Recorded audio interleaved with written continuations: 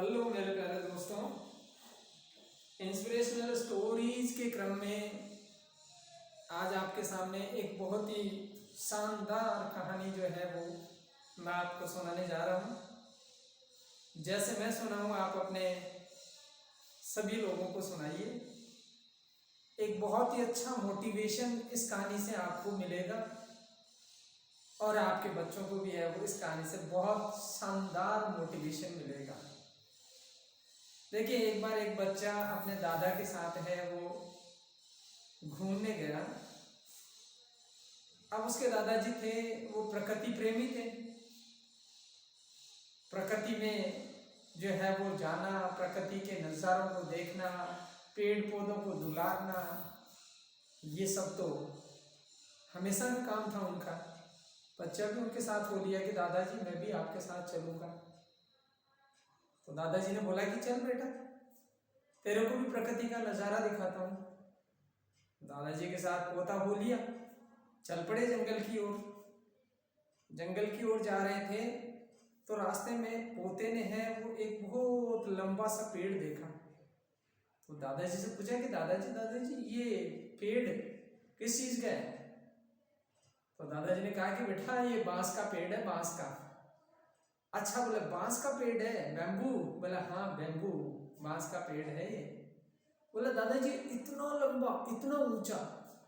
बोले हाँ ये बहुत लंबा और बहुत ऊंचा है। बोला दादाजी मैं भी इस तरह से है वो बहुत ऊंचा आदमी बनना चाहता हूँ एक दिन, और बहुत ही जो है वो महान आदमी बनना चाहता हूँ। तो दादाजी ने बोला कोई बात नहीं, तू भी बन जाना, लेकिन तेरे में धैर्य रखने की कैपेसिटी है क्या? बोले क्यों नहीं सर दादाजी, मेरे में तो बहुत धीरज है, मैं तो बहुत, अभी तो मैं 6वीं क्लास में पढ़ता हूँ, ठीक है, तो धीरज तो मेरे में खूब है, मैं धीरज रखूंगा। बोलो आप तो बोलो मुझे करना क्या है? बोले तेरे को बांस जितना लंबा बढ़ना है? बोले बिल्कुल। बांस जितनी ऊंचाई पे पहुंचना है? बोले बिल्कुल। तो बोले चल अपने एक काम करते हैं, ये एक बांस का एक छोटा सा टुकड़ा लेके चलते हैं और इस बांस के टुकड़े को हम है वो जमीन में उगा देते हैं। हमारे घर में भी एक ऐसा लंबा सा पेड़ हो जाएगा, उसको देख करके तेरे को याद आती रहेगी हमेशा कि मुझे भी इतना ऊंचा आदमी बनना है। तो पोते ने कहा कि हाँ हाँ दादाजी ले चलो ले चलो हो ले चलो। दादाजी ने वो बांस का एक छोटा सा टुकड़ा लिया और चले गए घर जा करके, और एक खड्डा खोदा और उस खड्डे के अंदर उस बांस के टुकड़े को रख दिया और मिट्टी में दबा दिया। पोते ने पूछा कि दादाजी क्या कर रहे हो? बोले बेटा इसमें से बांस का पेड़ निकलेगा। बोला अच्छा बांस का पेड़ निकलेगा? बोला हाँ। बोले अब बांस का पेड़ निकलेगा तो उसमें पानी और खाद कौन डालेगा? तो पोता बोला कि दादाजी मैं हूं ना, मैं डालूंगा, पानी भी डालूंगा, खाद भी डालूंगा, खूब डालूंगा इसके अंदर। अब पोता लग गया उसी दिन से उसमें पानी और खाद देने के लिए। अब एक वीक गुजर गया, पूरा एक सप्ताह गुजर गया। अब वो बांस तो फूटने का नाम ही नहीं ले रहा, उसमें से कोई कॉपल ही नहीं निकल रही, उगा ही नहीं वो। भाग के दादाजी के पास गया कि बोले दादाजी ये तो उग ही नहीं रहा है, 7 दिन हो गए। बोले बेटा धीरज रख, इंतजार कर। तो 1 महीना बीत गया, 1 महीना बीत गया, फिर वो बच्चा है वो भाग करके दादाजी के पास गया, दादाजी उग ही नहीं रहा, 1 महीना बीत गया। तो दादाजी ने कहा कि अभी इंतजार कर, इंतजार करेगा ना तो इसका फल मिलेगा तेरे को। तो 1 महीना बीतने के बाद में 1 साल बीत गया। फिर दौड़ करके और दादाजी के पास गया कि दादाजी ये तो 1 साल बीत गया, अभी तो उगने का नाम नहीं, रोज पानी खाद डालता हूँ और इसमें तो कोई असर ही नहीं हो रहा है, ये उग ही नहीं रहा है, मैं क्या करूँ? बोले बेटा धीरज रख, तू अभी तो 6 से 7 क्लास में आया है। बोला हाँ 7th में ही आया हूँ। बोला ठीक है और मेहनत कर। फिर 1 साल तक फिर वो खाद पानी डालता रहा, फिर भी नहीं होगा। दादाजी बोले बेटा अभी तो तू 7th से 8th क्लास में तो आया है, अभी तो और मेहनत कर, 2 साल हो गए। 8 से फिर वो 9th में पहुंच गया, 3 साल में भी वो नहीं होगा, 4 साल में भी नहीं होगा और 5 साल में भी वो नहीं होगा। 5 साल में वो बच्चा 10वीं क्लास में पहुंच गया और बोला दादाजी से कि दादाजी बस अब मेरे से इस पेड़ की जो है वो सेवा नहीं हो सकती। ये तो पता नहीं क्या होगा क्या नहीं होगा, फूटेगा या नहीं फूटेगा, कॉपर निकलेगी या नहीं निकलेगी, उगेगा या नहीं उगेगा, मेरे को अब नहीं करनी है इसकी सेवा, मुझे नहीं चाहिए बांस का पेड़। दादाजी बोले बेटा तेरा जन्मदिन आ रहा है ना, और जन्मदिन के ऊपर जैसे खुशियां आएंगी बहुत सारी, हो सकता है उस दिन ये फूट जाए, उस दिन अंकुरित हो जाए।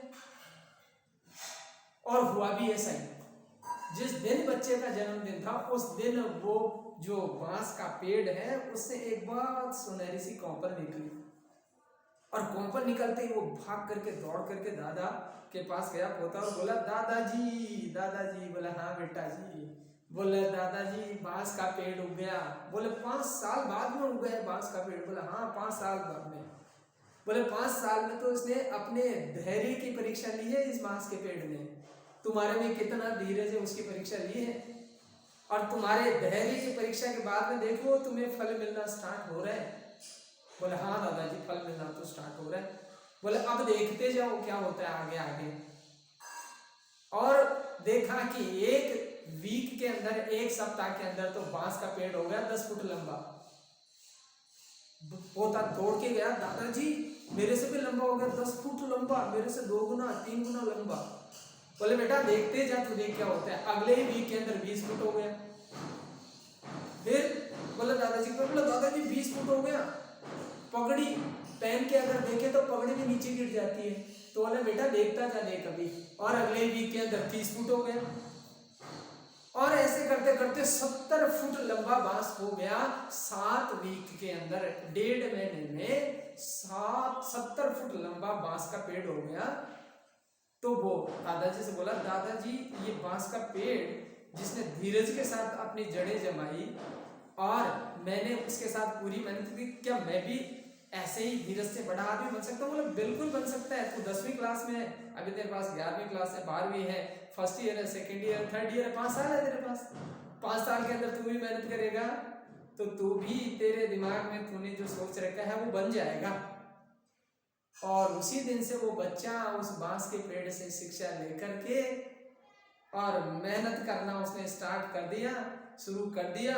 और इतनी जी तोड़ मेहनत उसने की, जिस तरह से उसने बांस के पेड़ के अंदर है वो मेहनत की, उस तरह से इतनी जी तोड़ मेहनत की उसने कि वो एक दिन बहुत बड़ा महान आदमी बन गया, जिसको दुनिया याद करती है, जिसको दुनिया याद करती है। और उस महान व्यक्ति का नाम आप जानना चाहोगे कौन था वो? बिल्कुल जानना चाहोगे, मुझे मालूम है आप जानना चाहोगे। वो व्यक्ति था जगदीश चंद्र बसु।